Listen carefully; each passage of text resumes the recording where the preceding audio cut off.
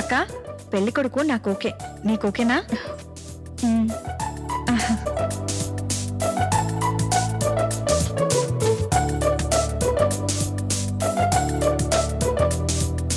పెళ్లి కొడుకు మాకు ఓకే, మిగిలిన విషయాలు పెద్దవాళ్ళు మీరు మాట్లాడుకోండి.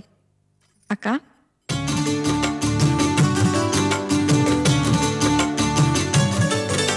మనోడా, అమ్మాయి నచ్చిందా?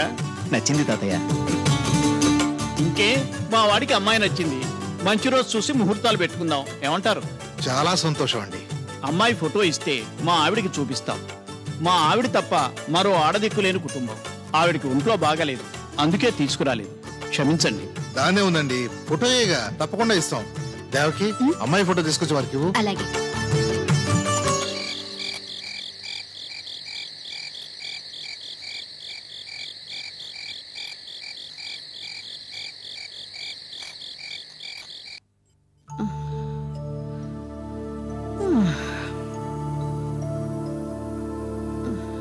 జానకి ఎలా ఉంది? బాగుందండి. వెళ్ళిన పని ఏమైందండి? ఇదిగో మన అరుణ్ కాబోయే భార్యను చూడు. అరుణ్ పెళ్లి చూడడం కోసమే నేను ఇంకా ప్రాణాలతో ఉన్నాను. అమ్మాయి లక్ష్మీదేవిలా ఉంది. అరుణ్కి సరైన జోడి. అమ్మాయి పేరేంటండి? నాగేశ్వరి. త్వరగా ముహూర్తాలు పెట్టించండి. అలాగే జానకి, ఉండు, నే వెళ్ళి ఈ ఫోటోని అరుణ్కి ఇచ్చొస్తాను. వాడికి ఎలాగో ఈ రాత్రి నిద్ర పట్టదు, కనీసం ఈ ఫోటో చూస్తూ అయినా నిద్రపోని. అలాగే.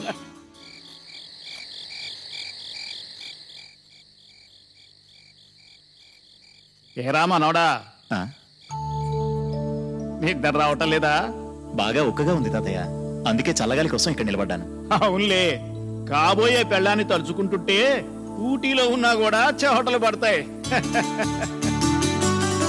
ఆడపిల్లలా సిగ్గుపడతావేమిట్రా? చందమామను చూస్తూ టైం వేస్ట్ చేయక ఈ అమ్మాయి ఫోటో చూస్తూ హాయిగా నిద్రలోకి జారుకో. అన్నట్టు మీ నాన్నమ్మకు కూడా అమ్మాయి బాగా నచ్చింది రోయ్.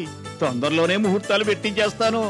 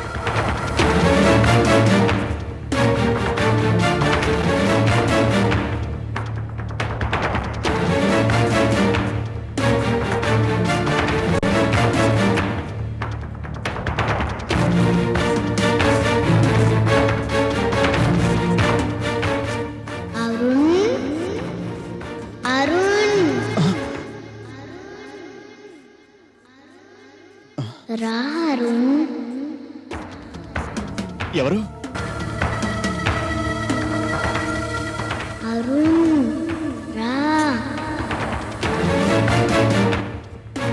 ఎవరు?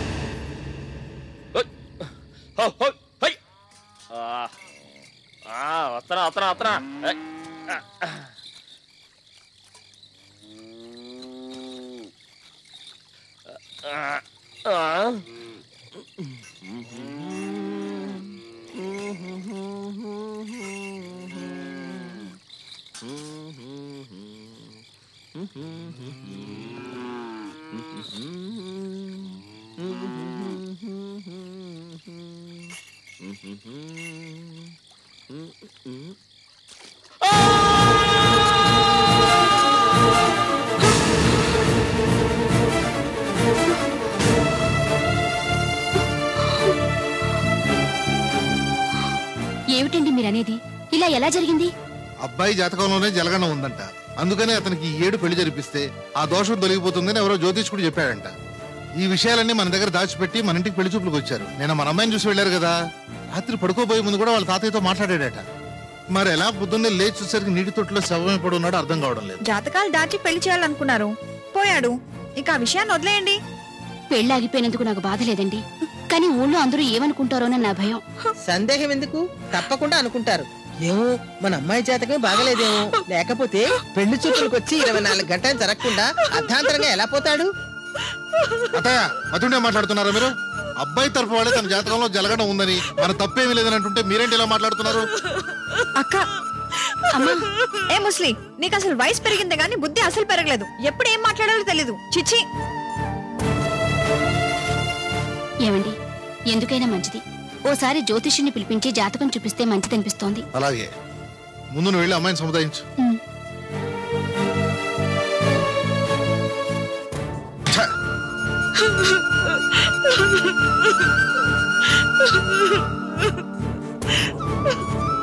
ఏంటక్క ఇది చిన్నపిల్లల? అయినా ఇందులో నువ్వు చేసిన తప్పే ఉంది. అతనికి ఆయుష్ తీరిపోయింది, వెళ్ళిపోయాడు. ఊరుకో అక్క. అయినా నీకు అతనితో పెళ్లి జరగలేదు కదా. జరుగుంటే నీ జీవితం ఏమయ్యేది? జరిగిందంతా ఓ పీడకలు అనుకుని మర్చిపో అక్క. ఊరుకో అమ్మా, ఎందుకు ఏడుస్తున్నావు? మీ నాన్నగారు చెప్పారు కదా అతనికి జలగండం ఉందని. అందుకు మనమేం చేయగలం చెప్పు? ఏదో మన అదృష్టం బాగుండబట్టి పెళ్లికి ముందే ఇలా అయింది, లేకపోతే ఏమై ఉండేది? చూడు, నువ్వు కన్నీళ్ళు పెట్టుకోకూడదు. ఈ అమ్మ చెప్తే నువ్వు వింటావు కదా. ఏది? ఊరుకో అమ్మా, ఊరుకో, ఏడవకూడదు, ఊరుకో. ఏంటే రాను రానికి మర్చిపోతున్నట్టుంది? పెళ్లి జరిగాక చచ్చిపోతాడనుకున్న పెళ్లి కొడుకు పెళ్లికి ముందే చచ్చాడని సంతోషించక జ్యోతిష్కుని పిలిపించి జాతకం చూపిద్దామంటావేంటి? ఈ దేవకి ఆలోచనలు పాదరసం కంటే వేగంగా ఉంటాయి. నువ్వు ఈ పెళ్లి చెడిపోయిందని సంతోషపడుతున్నావు. దానికి జీవితంలో పెళ్లి సంతోషం అంటే ఏమిటో తెలియకుండా ఉండేలా చేయాలని నేను చూస్తున్నాను. నువ్వు పాదరసం అవునా కాదో నాకు తెలియదు, కానీ నిన్ను అర్థం చేసుకోవడం పరమపదం కంటే కూడా కష్టంగా ఉందే. పరమపదం కాదు, పద్మ వ్యూహం. దాన్ని ఒక్కసారి నా వ్యూహంలోకి రప్పిస్తే మళ్ళీ తిరిగి రాలేక అక్కడే చస్తుంది. అదంతా సరే, ఇంతకీ జ్యోతిష్కుడు ఎందుకు రమ్మని కబురు పెట్టావో చెప్పు. నాగేశ్వరి జాతకం ఏమిటో మనకీ తెలియదు. ముందు మనం దాని జాతకం తెలుసుకోవాలి. జ్యోతిష్కుడు ఇంటికొచ్చేలోపు నేను చెప్పినట్టు చెయ్యి.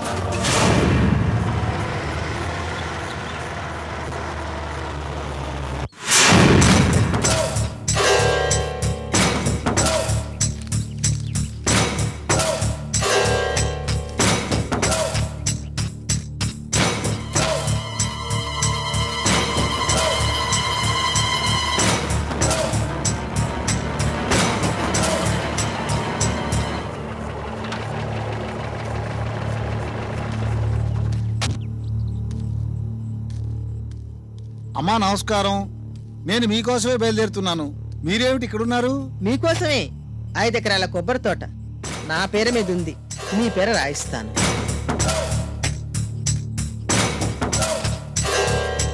5 ఎకరాల కొబ్బరి తోట నా పేరు మీద ఎందుకు రాయిస్తున్నారమ్మా? ఇది నాగేశ్వరి జాతకం. దీన్ని చూసి నాగేశ్వరి నిజమైన జాతకం ఏంటో చెప్పాలి. దీన్ని చూడక్కర్లేదమ్మా. నాగేశ్వరి పుట్టినప్పుడే తన జాతకం నాకు తెలుసు. తనకి నాగదోషం ఉంది. ఈ విషయం చెప్తే రాజారావు గారు ఎక్కడ బాధపడతారో అని చెప్పి నేను ఏనాడూ చెప్పలేదు. ఇప్పుడు తనకి నిశ్చయించిన పెళ్లి కొడుకు మరణించాడు. కనీసం ఇప్పుడైనా నిజం చెప్దామని వస్తున్నాను. చెప్పకూడదు, ఎప్పటికీ చెప్పకూడదు. నాగేశ్వరి జాతకం బ్రహ్మాండంగా ఉందని, మరో 2 నెలల లోపు దానికి ఇంకో కుర్రాడితో పెళ్లి చేయడం మంచిదని చెప్పాలి.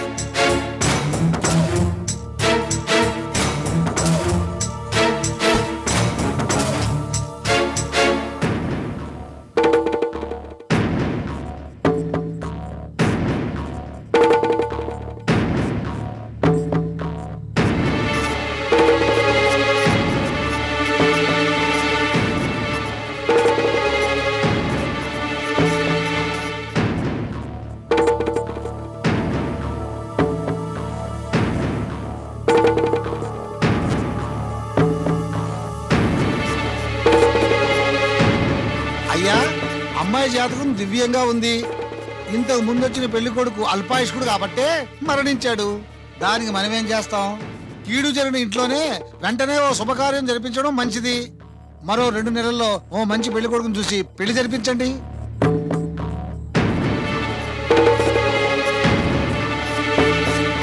ఏమిటండి ఆలోచిస్తున్నారు? ఏమీ లేదు దేవకి, అమ్మాయి ఇంకా షాక్ నుంచి కోలుకోలేదు. మళ్ళీ పెళ్లి విషయం ప్రస్తావిస్తే ఒప్పుకుంటుందంటావా? ఏమండి, దానికేం తెలుసు? అది చిన్నపిల్ల. మంచి చెడ్డలు మనమే దానికి తెలియజేయాలి. అయినా ఇప్పుడే ఈ విషయం అమ్మాయితో చెప్పొద్దు. అంతా సవ్యంగా కుదిరాక మెల్లగా చెప్దాం. ఏమంటారు? ఇందులో నేనంటానికి ఏముంది? దాని మనసు నాకంటే నీకే బాగా తెలుసు. అన్నీ నీ ఇష్ట ప్రకారం. కానీ మంచి మాట చెప్పారు. కూతురు గురించి తల్లి తెలిసినట్టుగా తండ్రికి తెలుస్తుందా చెప్పండి. చూడండి, నాగేశ్వరి గురించి మీరేమీ దిగులు పడకండి.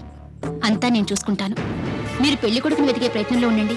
అయ్యా, మరి నాకు సెలవు ఇప్పిస్తారా? ఒక్క నిమిషం ఉండండి దేవకి.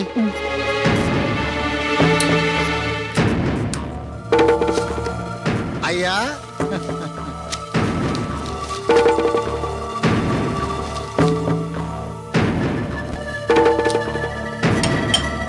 నమస్కారం. నమస్కారం. అమ్మా నమస్కారం. మంచిదండి. అమ్మా నమస్కారం. ఆ, ఆ.